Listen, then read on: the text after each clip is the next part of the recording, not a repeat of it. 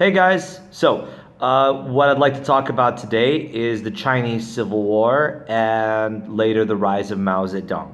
It's important to understand the nature of China at the turn of the century, the 20th century, and to really understand the challenges that China faced as a country, and obviously to understand what happened to precipitate the Chinese Civil War, and more importantly, how the Chinese Civil War progressed in the way that it did. Ultimately, the Chinese Civil War would lead to the rise of the dictatorship of Mao Zedong, which would be one of the most brutal dictatorships of the 20th century, if not the most brutal dictatorship of the 20th century. So there's a lot to cover here. What the IB asks of you guys is to look at the Civil War and later the rise of Mao Zedong. What we did in the lectures was we focused a lot on the initial period of the 20th century. So we're going to kind of very briefly go through that to give you guys some background and help you understand exactly what happened when. But we're going to focus a little bit more on the actual events of the Chinese Civil War and how exactly the Civil War progressed. In any case, in the 20th century, China was a very weak country. It was subject to the whims of pretty much all the international powers, including the Japanese, who most famously had a very big part of Chinese affairs in their pocket. So essentially, at the turn of the century, you had Chinese nationalist movements that emerged that tried to push out the foreign imperialism. A notable example of this would be the Boxer Rebellion. And the Boxer Rebellion was a very violent failed rebellion, which resulted in the deaths of thousands of Chinese. And it was proof that while there were very passionate Chinese people who were willing to push out foreign aggression, they didn't really have the resources to actually help them put it together in the proper manner. So essentially, the Boxer Rebellion happens in 1900 at the literal turn of the century. And past that, you start having actual democracy movements that start forming. So by 1911, the Manchu dynasty, which was the last empire of the Chinese, finally falls. And this is after a successful revolution. So what happens is the Kuomintang, the Guomindang by some other pronunciations, rises, and they're the Nationalist Party. So you can call them the Kuomintang, the Guomindang, the GMD, or the Nationalists. So they're formed by Sun Yat-sen. Now, Sun Yat-sen was an intelligent and skilled left-leaning. Now, he wasn't communist per se, but he did lean left politically. Political leader. So he manages to put together this revolution, and he was in exile. He comes back to China expecting to actually take over, but unfortunately he didn't really have that much influence. The thing is, sometimes after revolutions, it's kind of a power vacuum. So instead, a general Yuan Shikai takes over, and Yuan Shikai ends up being a weak leader. He rules as a dictator, much like the Manchu did, and ultimately speaking, he sort of gives in to a lot of the Manchu demands. His regime falls apart, and this leads to what we know as the Warlord era. So in May the 4th, 1919, you have what was known as the May the 4th movement. So you had a lot of students, a lot of educated people in China pushing for new changes in the system. So these demonstrations start gaining a lot of traction, and there's a growing support in China for someone to actually step up and do something. So here's the thing. Sun Yat-sen starts planning differently, and at this stage, he starts contacting foreign powers and trying to get more resources for the Nationalist Party. So at this point, the Nationalist Party starts getting military resources and training from the Soviet Union. International powers aren't really as willing to support them because arguably they don't really believe in them as much.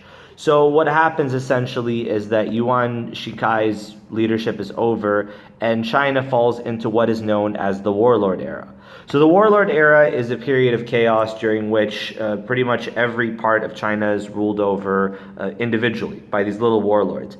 And so the nationalists, they have weapons brought in from the Soviet Union. They start also bringing in military training, and they start bringing in a lot of support. And eventually what happens is they manage the Northern Expedition. So the purpose of the Northern Expedition is to push out the warlords, essentially. And the Northern Expedition starts being really successful, partially because a lot of these warlords were just local gangsters, if you will, like landlords, corrupt military men. They weren't really as well organized. Whereas the Nationalists, the Kuomintang, they actually start forming an organized modern military force, which really helps them. And they manage to start forming this military force, if you will, and they also start taking on help from the Chinese Communist Party. Now, the Chinese Communist Party was formed in the early part of the 20th century by a number of key scholars. Nowadays, we're most familiar with Mao Zedong, but there were also key figures such as Zhou Enlai, and they were also trying to form a new power base. So here's the thing. The Russians liked helping the nationalists, but the nationalists, as time went on, weren't really as comfortable with communism. And they started having a sense of antagonism with the communists. And this was despite the fact that the Soviets, being a communist nation, actually started pushing the nationalists to work with the communists a lot more. But the thing is, eventually, Sun Yat-sen dies in 1925. So Sun Yat-sen was a little bit further leaning left than his successor, Chiang Kai-shek. Now, Chiang Kai-shek was further right-wing, and Chiang Kai-shek wasn't really as willing to deal with the communists. So tensions start rising with the nationalists and the communists. Now, the main reason for this is that the nationalists arguably were advancing the interests of the middle class in China, whereas the communists were actually trying to help the lower classes. And the middle classes were minuscule. There really wasn't that much of a middle class in China. But the communists under Mao Zedong and Zhou Enlai and the other key leaders of the revolution, they had a problem with Chiang Kai-shek because he represented the landlords and the land-owning classes. So they start clashing eventually. For various reasons, Chiang Kai-shek eventually becomes very paranoid, and he starts worrying about the effects of communism in China. So in 1927, he ends up carrying out the Shanghai Massacre. And the Shanghai Massacre ends up being the really big watershed moment, which results in the schism, sort of a split between the communists and the nationalists. And while they had worked together to get rid of the warlords, now the nationalists were becoming sort of the de facto government of China, and they weren't as willing to play ball with the communists. So by the end of that year, by August, the actual civil war breaks out. The thing is, the nationalists had a bigger army, they were better supplied, and they were able to carry out longer attacks. Now, the Soviets start trying to help out the communists, but realistically, the communists aren't as able to sort of advance. So by 28, Chiang Kai-shek manages to take over Beijing, and at this point, Chiang Kai-shek has essentially become the leader of China. And so the only issue for him now is to get rid of the communists.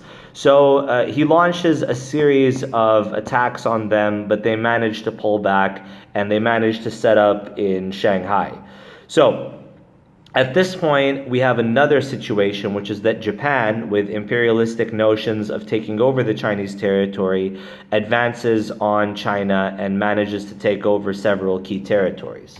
So between 27 and 33, the nationalists are advancing on the communists, and the communists are able to sort of hold on, but they don't really last that long.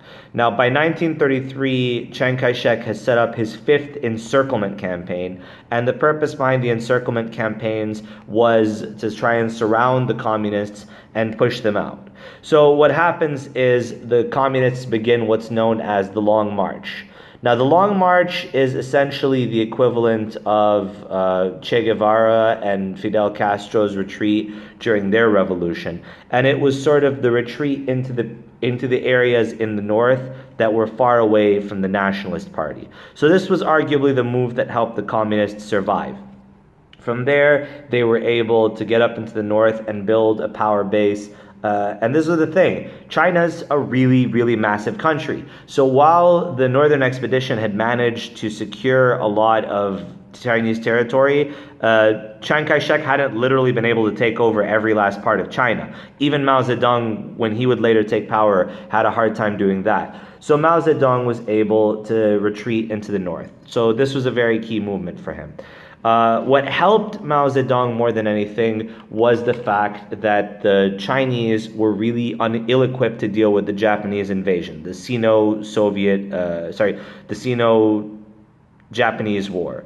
So what happened was, of course, the Chinese decide that they need to work together.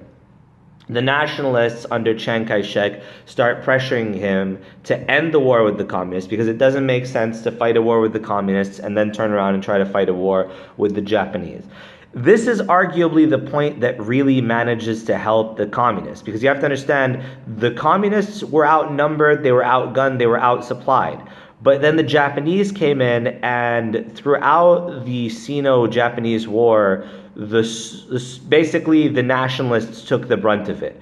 They took most of the offensives, and it was brutal. They really didn't stand much of a chance for the most part. They were unable. They just kept pulling back and taking heavy losses. The Japanese at the time committed some of the worst atrocities of the war. People don't focus as much on it because often when we're discussing World War II, we focus on the atrocities committed by the Nazis, but there were unspeakable atrocities committed by the Japanese military in China. You have to understand the Japanese military was very, very disciplined, very organized, and it was filled with this really intense propaganda whereby they really did think their emperor was a divine figure. And so fighting until you were dead wasn't really something that they wondered twice about. And doing really evil, sick things in the interest of your regime was also something that they didn't object to. So for 8 years, they managed to wreak havoc on China, and the Chinese barely managed to resist. However, of course, as you may know, by 1945, America's Pacific Theater had borne fruit, and the Chinese were finally liberated. General MacArthur rolls into China and kicks the Japanese out. So the Soviets were really helpful for the Chinese communists, but at this point, the Chinese communists kind of wanted to do their own thing. So the Chinese communists really took advantage of the fact that the nationalists had taken such a heavy beating, and what they did was, first of all, claim a lot of propaganda victories and claim that they were the ones who were instrumental in pushing out the Japanese forces. This was, of course, total propaganda. The Japanese forces were pushed out by the Americans, but the communists really took advantage of the fact that they were able to do this.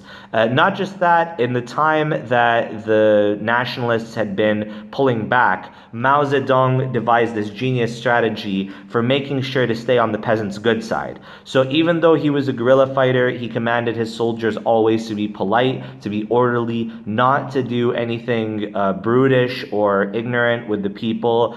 Basically, he said just be polite, be good, and remind the people that we're with them.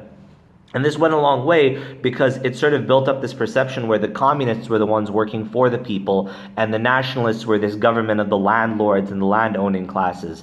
And it really helped as well to sort of spread this propaganda that the communists were the ones who had stepped up in China's time of need and really helped China push back the Japanese invasion. So really, the communists were able to harness this. Between 45 and 48, the nationalists were on the retreat. They had suffered too heavily as a result of the Japanese invasion. And eventually, Mao Zedong was able to push them back, and after about 4 years of fighting, by 49, they managed to push out the rest of the Kuomintang forces, and the Kuomintang would retreat to Taiwan.